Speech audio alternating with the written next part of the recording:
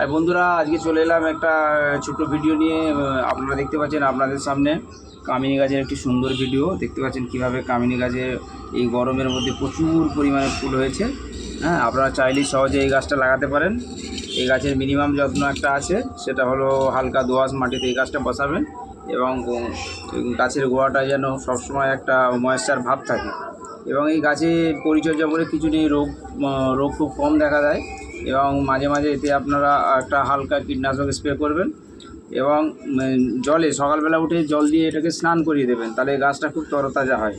এবং গ্রীষ্মকালে ফুল সানলাইটে এটা রাখবেন এবং যখন দুপুরের দিকে প্রচণ্ড রোদ হবে তখন চেষ্টা করবেন একটু সেমিশেড এটাকে সরিয়ে দেওয়ার জন্য। এবং এই গাছটা আপনারা বছরের বেশিরভাগ সময় ফুল পাবেন।